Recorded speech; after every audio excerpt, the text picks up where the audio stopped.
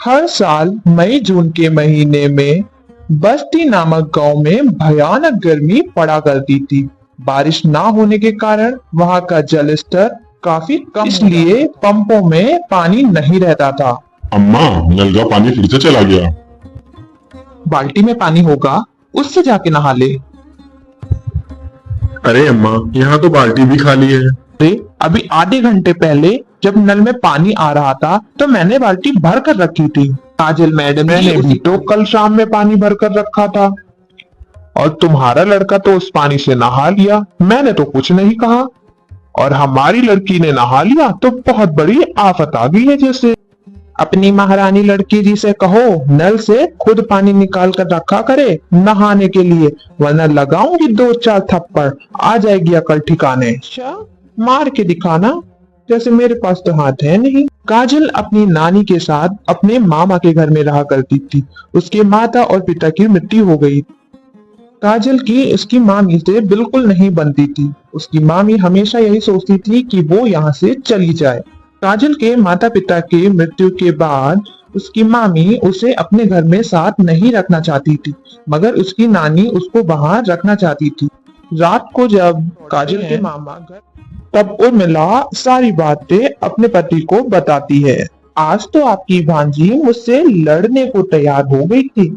मैंने उससे बस इतना ही कहा था कि कुएं से पानी आज तू निकाल ले, बस महारानी जी चिढ़ गई और लड़ने लगी। वो तो ये कहो राजू घर पे था, उसने कुएं से पानी निकाल कर मुझे दिया। माँ ने कुछ नहीं कहा। वो तो बस काजल की ही तरफदारी करती हैं, उन्हें मैं कहाँ अच्छी लगूंगी। वो तो कहिए कि राजू घर पे था, उसने मुझे इस तरह उर्मिला झूठ बोलकर अपने पति को गुस्सा दिला देती है। रामलाल गुस्से में अपनी माँ के कमरे में जाता है और अपनी माँ और भांजी के कपड़े सारे फेंक देता है बाहर। मामा, आप हमें घर से क्यों बाहर निकाल रहे हैं? तुम लोग यहाँ से बाहर निकलो और जहाँ जाना है वहाँ जाओ। काजल और उसकी नानी सरपंच जी के पास अपने बेटे रामलाल की शिकायत करने पहुंच जाती हैं, लेकिन वे वहां जाते ही देखती हैं कि सरपंच जी को उसकी बहू ने पहले से ही रिश्वत देके अपने पक्ष में करवा लिया है। रामलाल और उर्मिला और उनका बेटा उन्हें धक्के मारकर घर से बाहर निकाल देते हैं। नानी, अब हम कहाँ जाएंगे? काजल बेटा, मैं तेरी मौसी यानी कि अपनी छोटी बेटी के घर चलते हैं। वो हमें जरूर मदद करेगी, हमें ऐसी हालत में देखेगी तो जरूर हमारा सहारा। दोपहरी में काजल की नानी धूप में चलते चलते गर्मी के कारण बेहोश हो जाती है। काजल इधर उधर पानी खोजने के लिए चली जाती है, लेकिन उसे कहीं भी पानी नहीं मिलता। आसपास सब का सब सूखा ही पड़ा था। वह कोशिश करती है कि उसे शायद ही कहीं पानी मिल जाए, लेकिन नहीं, उसे पानी तो कहीं दूर दूर तक नजर ही नहीं आ रहा। लेकिन उसने हार नहीं मानी, वह और आगे बढ़ती चली गई जब तक उसे पानी का कोई स्रोत न दिखे। वह आगे गई तब उसने देखा, उसे एक कुआं दिखा। वह जल्दी से कुएं के पास पहुंच गई और जब कुएं में उसने झांक कर देखा तो उसमें तो वह कुआं सूखा था। हार मानकर काजल अपनी नानी के पास आकर खड़ी हो गई। वह इंतजार में थी कि कोई राहगीर उसकी मदद करे। तभी एक लड़का वहां से गुजर रहा था। उसने जल्दी से जाकर उससे पूछा, सुनो, मेरी माँ को अस्पताल पहुंचा दो और बदले में तुम मुझसे ढेर सारा सोना ले लेना। जवान काजल और उसकी नानी को हॉस्पिटल पर छोड़ ही देता है। अस्पताल में काजल की नानी का कुछ दिनों तक इलाज चलता रहता है और उसकी नानी ठीक हो जाती है। नानी जी, अब हमें मौसी के घर जाकर उन पर बोझ बनने की जरूरत नहीं है। हमारे पास एक जादुई कुआं है जिससे हीरे निकलते हैं। हम उन हीरो को बेचकर अपना गुजारा कर लिया करेंगे। काजल जल्दी से जाकर उस कुएं से हीरे निकालना शुरू कर देती है। अपनी जरूरत के मुताबिक उस कुएं से हीरे निकालती रहती है और उसे एक जगह इकट्ठा कर कर रख लेती है। उसके बाद काजल शहर में जाती है बाजार और वहां जाकर हीरो को बेच देती है और उसी हिसाब से पैसे अपने साथ ले आती है।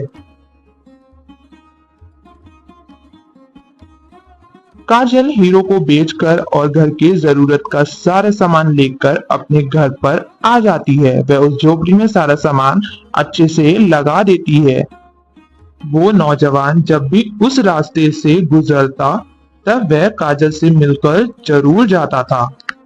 एक दिन राजू ने काजल को बहुत सुंदर कपड़े पहने बाजार में उस नौजवान के साथ घूमते हुए देख लिया और देखकर वह तुरंत अपने घर पे अपने बापू से जाकर सारी की सारी बातें बता दी। जब वो लोग गांव के बाहर झोपड़ी में रह रहे हैं तो उनके पास इतने पैसे कहाँ से आए? मोहनलाल एक दिन काजल का चुपके से पीछा करता हुआ उसकी झोपड़ी तक आ पहुंचता है और पेड़ों के पीछे से चुप करके देखकर काजल को कुएं से हीरे निकालते हुए देख ही लेता है। ये सब देखने के बाद वह जल्दी जल्दी अपने घर की ओर निकल पड़ता है।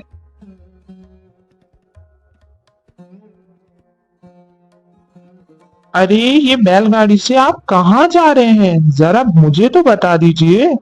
इतनी रात में आखिर आपको जाना कहाँ है? काजल की झोपड़ी के पास एक कुआं है जिसमें से हीरे निकलते हैं।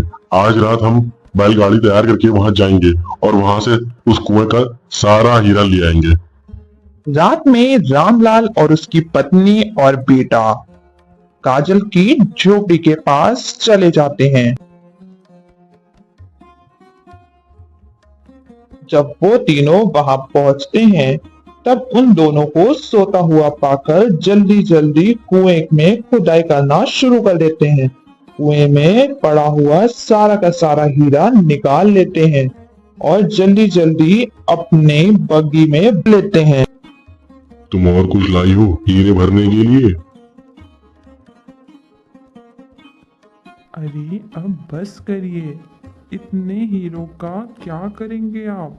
इतने बहुत हैं। वैसे भी इतने भरने में तो आफत आ गई है। बस अब घर चलिए। रामलाल का परिवार बैलगाड़ी पर हीरो का भार रख कर अपने घर की ओर निकल पड़ता है।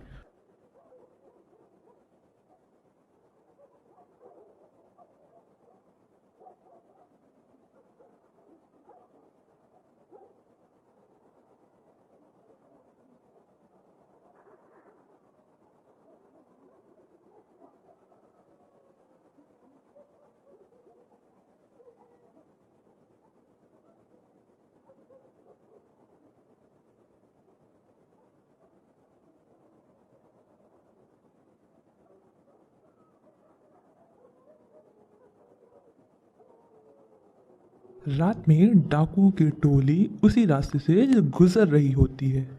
उन डाकुओं की नज़र मोहनलाल के परिवार के ऊपर पड़ती है और वह उनके परिवार को मारकर उनका चुराया हुआ सोना वो चुरा कर ले जाते हैं।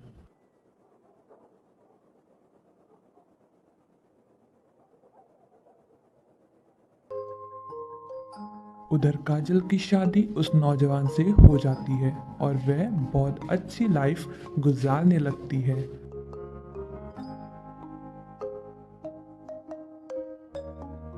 किसी ने सच ही कहा है, बुरे कर्मों का फल बुरा ही होता है।